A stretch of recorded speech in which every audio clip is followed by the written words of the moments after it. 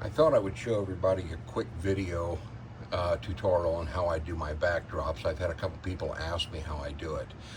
I start out using a latex blue that I've used for the entire basement.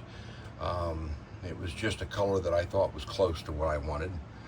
I get everything painted, you let it dry, and then the last time I did the clouds, I used my airbrush, and instead of the cheap craft paint, I tried using some Tamiya paint, and these are the two colors that I started using. It's just a straight white and an IJN white, or IJN gray, and I figured I could mix the two and get a pretty close approximation of what I wanted. Well, as I got started with it, I didn't have to mix it, and you'll see the results as we move on.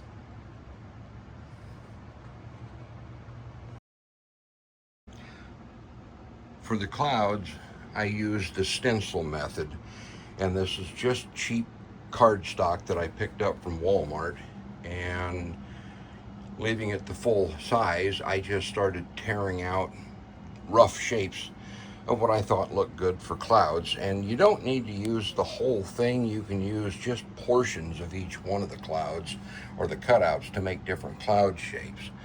So we'll get started with this here shortly.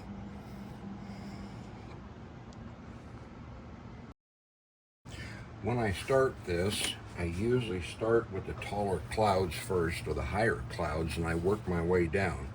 So in this case, we're going to start with this one, and I'm going to keep it fairly low to start with.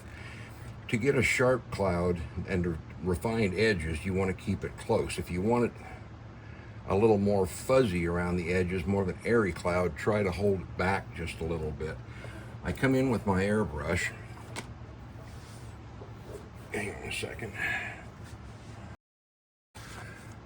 We'll start about here, and I got the airbrush pressure turned way down, and I'm starting off with just a light mist. And I'm always, when I do this, I found that by doing it in kind of a round pattern like this, it kind of adds to the fluffiness of the cloud. So we'll get started here.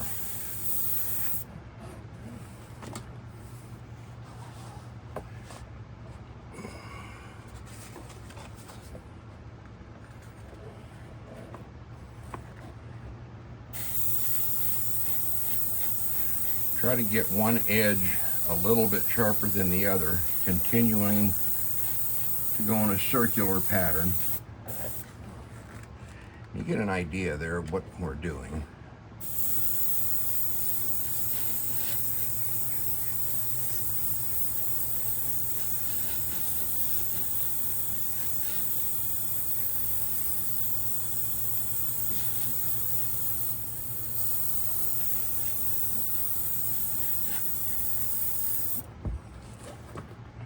There's the first base.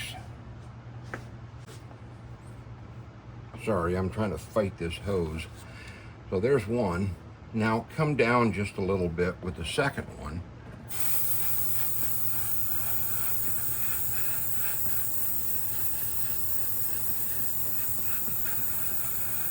Keep it lighter and more pronounced along the top edges. And as you go down to the bottom, thin it out just a little bit. And there's your second one.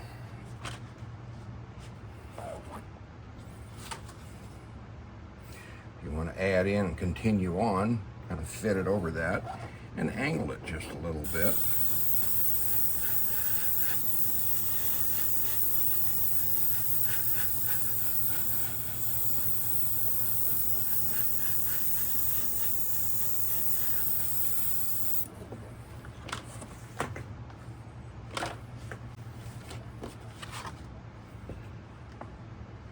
Now this one, I'm going to go back high, but we'll just kind of, we can also kind of blend this in just a little bit. So, and you see how I'm going in a circular pattern?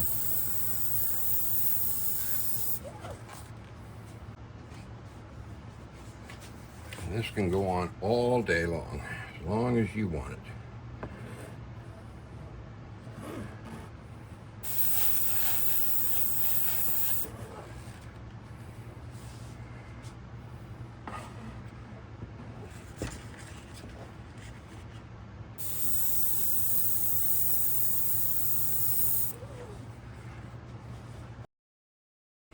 Okay, now I've switched over to the gray, and I want to keep it very light, so I've got my airbrush tightened down pretty tight. And we're just going to put some gray on there underneath the white clouds. And that is simply done by going along the bottom sides of the clouds.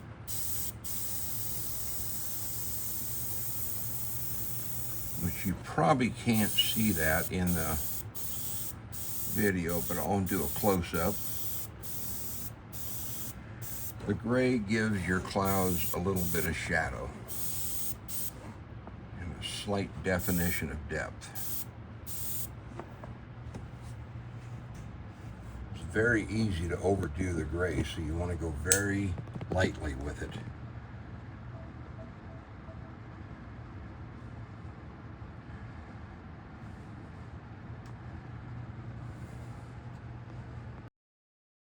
Okay, for the next step, I'm going to start painting the two distant hills on the backdrop. I've got two colors of latex green, one light, kind of a mint green, and one a little bit darker, about a hunter's green. I do this using a nice soft brush that's kind of a cutting brush. This leaves a nice sharp edge.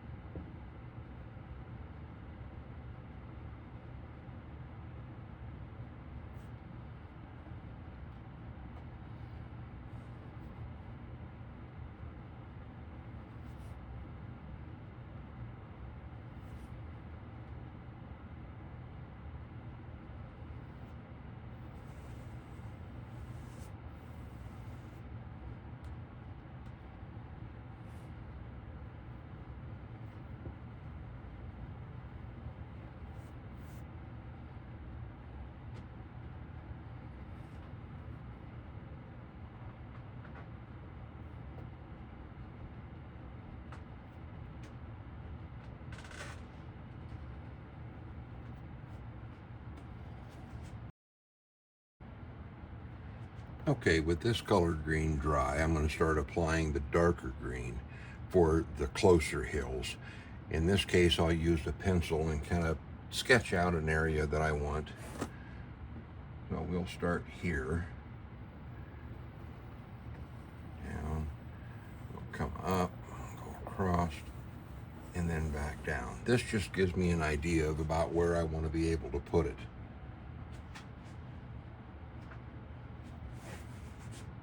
Again, using the same brush.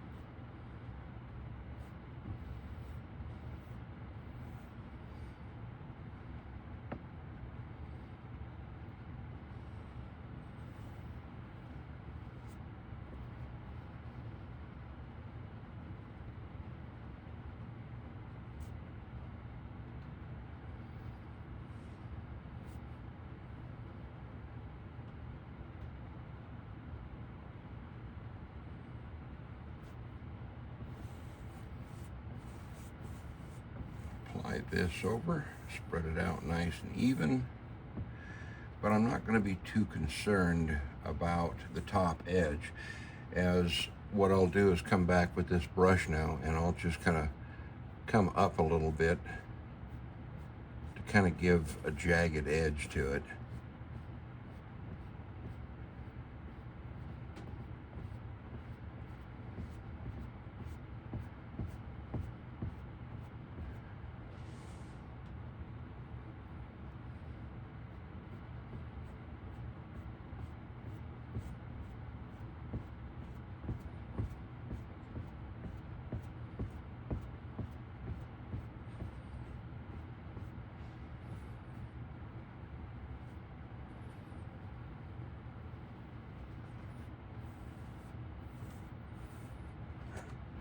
And that gives a little bit of texture to that top line because this hill is a little bit closer than the previous hill, so you're going to see a little more definition. And we'll let that dry.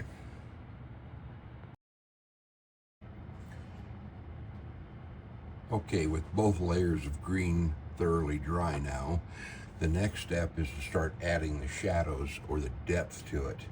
And for this, I'm just going to use some cheap black craft paint. A cheap chip brush. These things are only about $1 a piece.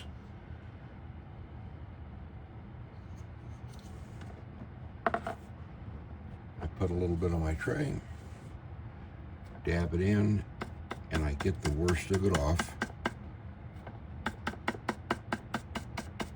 And you just start stippling it on. No particular pattern. You don't want it super heavy. And as you're doing it, you'll notice I'm kind of rotating the brush a little bit. And you just keep doing this over the entire surface.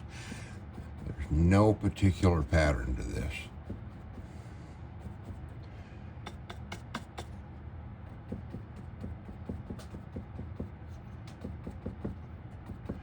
You want to keep it in the dark green only.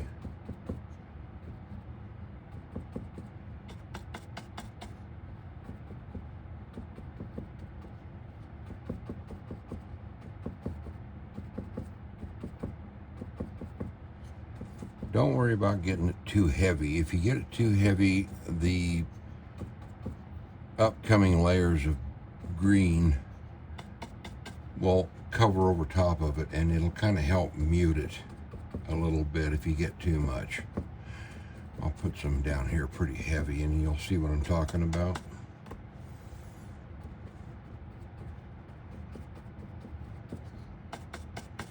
Doesn't take much.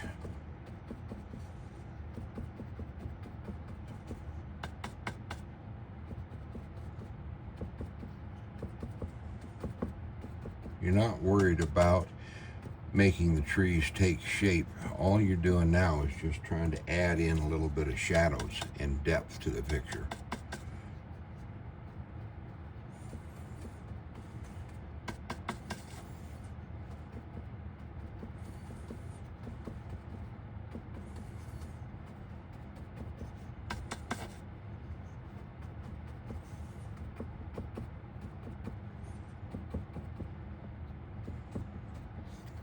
And that's it.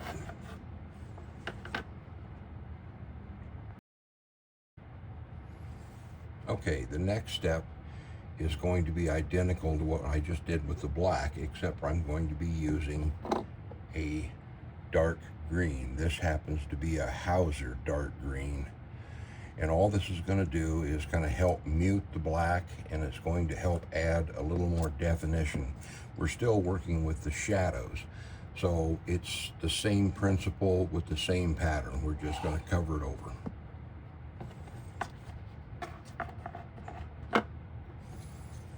Same process. Get a little bit on your brush. Work it out. Get the worst of it off. And just start coming in and dabbing the same way. I don't know if you can see the color difference or not, but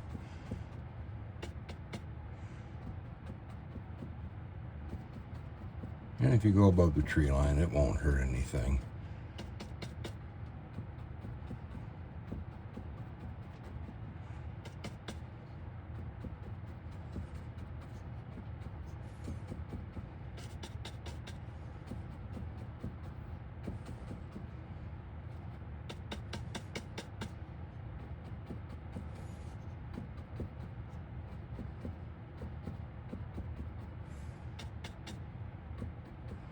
That kind of covers up some of the black.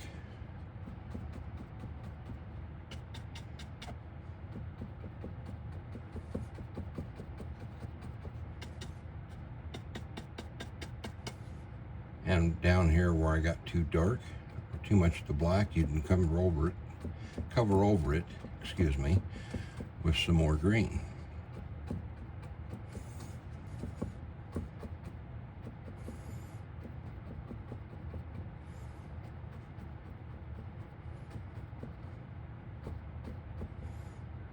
And like so. That just mutes the black a little bit and blends the green in with it. We'll let this dry. The next two colors that we'll be using will be a lighter green, and at that point we'll kind of define if there's separate hills here on the front.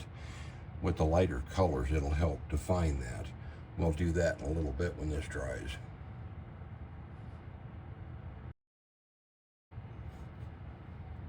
Okay, the next layer that I'm going to do, I'm going to use a green, which happens to be a leaf green, and I'm going to use that Hauser green to kind of help tone it down so it isn't such a stark difference to it. And I'll repeat the process just as I did before. This time I got a different chip brush, and as you can see, I butchered the edge up so that it's got more of a random pattern and a little bit smaller. I don't want huge coverings with it. I want to use this brush here to get kind of a narrow line, and with this we're going to start defining the hillside. Another thing, the sun is coming from here and shining down. So as I do this, I want to kind of keep arcs with the lighter colors, and I'll fill in everything along there, but we'll kind of focus a little bit to get some tree lines going. These are the two colors that I'm going to be using. Take the light green, get a good daub of it, get it mixed into your plate. Take just a dab of the darker green.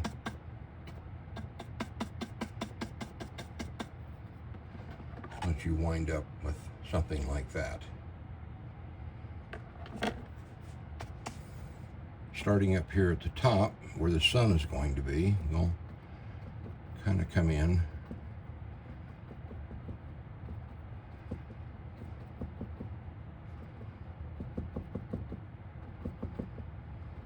and we'll put another row here.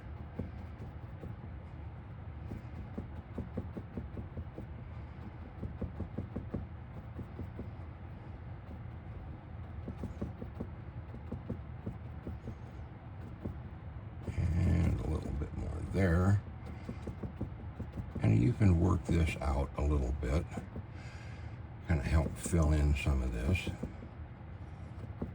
and it will get darker as this acrylic dries.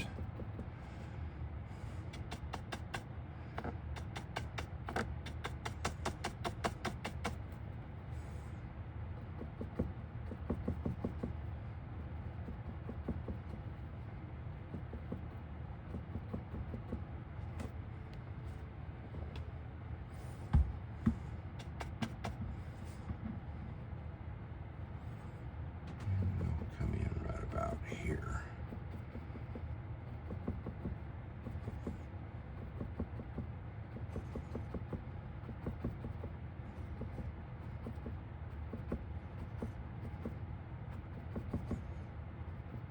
You can put a few of them in here.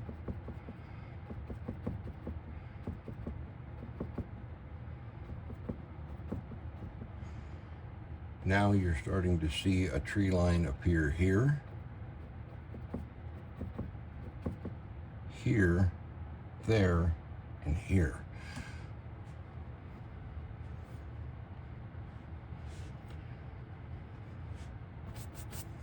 Now, using just the light green, whoops, a little too much.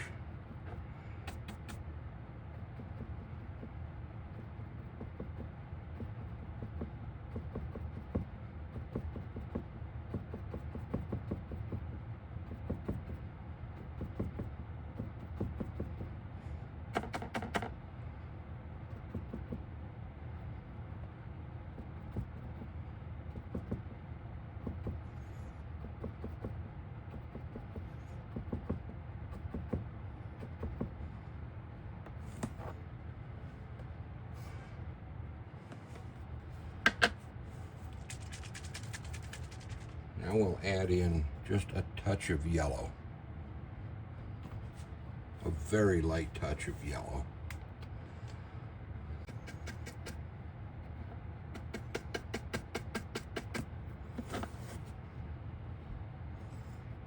start with this color here. And again, very lightly.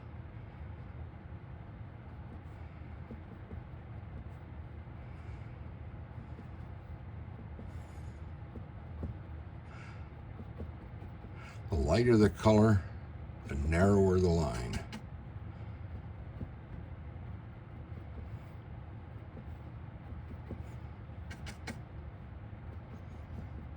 And again, we're trying to keep it to the edge, to the left edge of these tree lines, as that's where the sun is coming in from.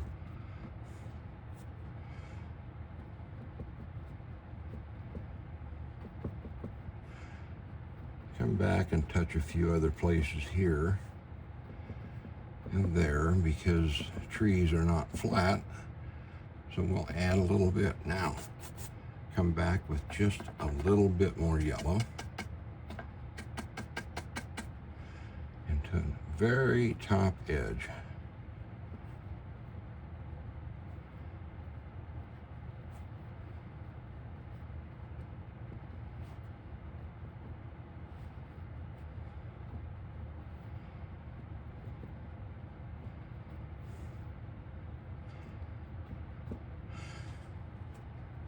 Bob Ross I am not, but you get the idea of how using the colors helps kind of define a tree line as well as a sunlight hitting it. And I think we'll leave that at that.